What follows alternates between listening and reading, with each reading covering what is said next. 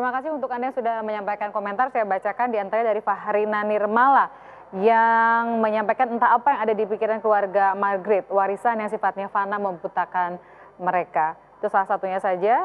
Kami sekali lagi mengundang Anda untuk memberikan komentar atau pertanyaan. Ada Pak Asep, ada Bang Aris Merdeka Sirait dari Komnas Perlindungan Anak. Kalau Anda punya pertanyaan. Sekarang saya ajak Anda untuk melihat apa sajakah yang bisa mengena kepada tersangka M dalam kasus ini. Mari kita lihat bersama-sama. Tadi kan Pak Asep sudah singgung nih kalau penelantaran anak sih ancaman secara pidananya ringan, adopsi juga ringan, dan secara logika juga anaknya sudah tidak ada sesungguhnya begitu ya.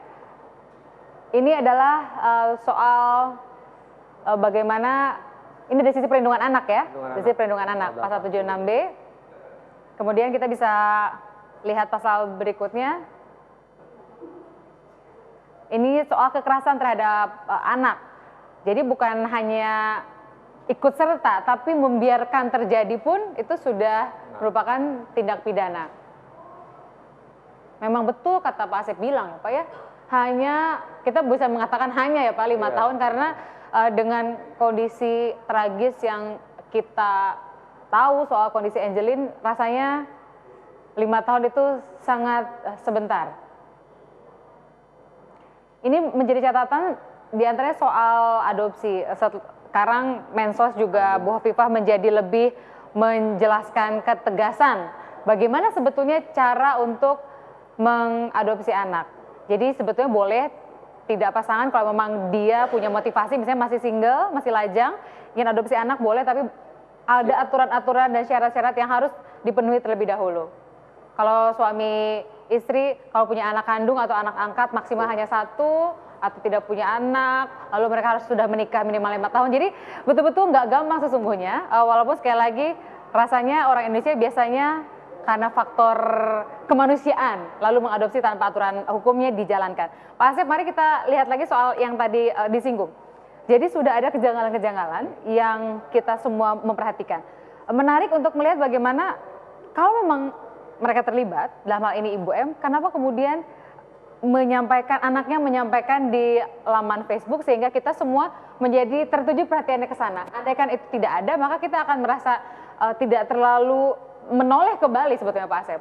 Ya, tadi kan di awal ya ngumumkan kedua pasang kalau salah berhadiah ya kalau saya di Facebook. Sayembara 40 Sayembara hadiah. Artinya kan publik ingin ada turut serta di situ kan. Betul. Tapi ketika ada pejabat publik yang berwenang dan Komnas Anak melihat ke sana nggak boleh. Itu kan ada apa pertanyaannya kan? Soalnya akan membuat alibi bahwa anak itu betul hilang, tidak diketemukan, sudah disayembarakan. Nah, sekarang justru tugasnya sekarang aparat yang berwajib adalah apa? Kenapa anak ini meninggal? Diapakan anak ini meninggal? Kenapa jenazah bisa ada di ruangan itu? Pada orang susah masuk ke ruangan situ, itu pertanyaan yang sangat mendasar yang harus dijawab oleh siapapun. Pak Bang Aris kan tanggal 24 Mei ke sana, ditemukan 10 Juni. 24 Mei itu sudah ada bau yang tidak biasa menurut Bang Aris kan? Oh iya, saya sangat terkejut dengan aroma itu dan sangat terdiam gitu ya. Bagaimana ini aroma apa dan menyimpulkan sudah terjadi sesuatu di situ. Karena aromanya berbeda dengan aroma kotoran ayam dan kotoran anjing di luar di depan kamar dari Angelin itu. Di situ saya sudah menyimpulkan ada sesuatu di sini. Itu yang saya sampaikan kepada Polda Bali. Sehingga Polda Bali menyatakan, oke, kalau begitu harus didatangkan anjing pelacak. Itu artinya apa? Tanggal 24 Mei itu kalau kita runtut 10 Juni sudah terbongkar, itu berarti 24 Mei menurut catatan adopsi bahwa telah meninggal 3 minggu. Kalau diruntut-runtut itu tanggal 24 saya datang ke tempat itu dan hadir di ruangannya Angelin itu, berarti sudah ada mayat di situ. Nah, ketika 10 Juni itu terbongkar, saya baru sadar bahwa pada saat itu saya dihambat untuk masuk ke halaman di samping rumah kamar dari Angelin itu. Karena selalu dihalang-halangi. Waktu saya masuk ke situ, saya berpikiran ada halaman yang lebih luas lagi gitu di sebelah, tapi gelap. Tapi dihalang-halangi dan justru saya disuruh masuk lagi ke halaman depan. Seperti diarahkan untuk iya, di situ sudah tanda-tanda. lewat lokasi tersebut. Sudah ada tanda-tanda. Ketika hilang kan ketika ada bau-bau itu kalau merasa kehilangan ada bau menyengat kan minimal dia mencari-cari kalau orang normal kan. Tapi kalau ibu-ibu biasanya kan cerewet ya, apalagi gitu ya. itu sudah 25 hari. Ya, baunya udah menyengat. Analoginya kalau itu tikus saja, itu baunya sudah di mana-mana gitu kan.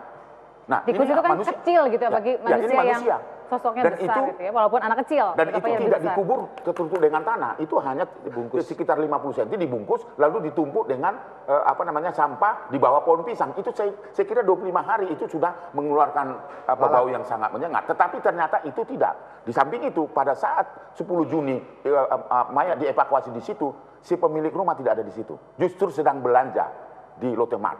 Pada saat diberitahu bahwa anak itu sudah ditemukan, mimik apa yang dilakukan menurut penjelasan dari penyidik? Oh ya, anakmu sudah ditemukan. Oh ya, gitu. Jadi tidak ada Kalau orang normal itu minimal ekspresinya bengong, meraung-raung sih. Nah, seperti itu. Nah, itu Kalau artinya jadi perempuan begitu ya. membenarkan apa yang pada saat saya berdialog dengan beliau tanggal 24 itu semua tidak tidak simpati, tidak merasa kehilangan, Tidak bahkan seperti layaknya orang normal kehilangan anak begitu. bahkan merasa bahwa saya datang ke situ membuli mereka, langsung membuat di sosial media. Merasa terganggu Ya, oleh seperti Bang itu. Aris dan juga dua menteri, Menteri Pemberdayaan Perempuan dan Perlindungan Anak dan juga Menteri Pemberdayaan Aparatur Negara. Kita akan nanya nanti setelah Anjus terkini kepada Pak Asep, terutama bagaimana sesungguhnya kalau orang ternyata dideteksi dan diagnosa ada gangguan jiwa, lalu kaitannya dengan proses hukum. Sesaat lagi.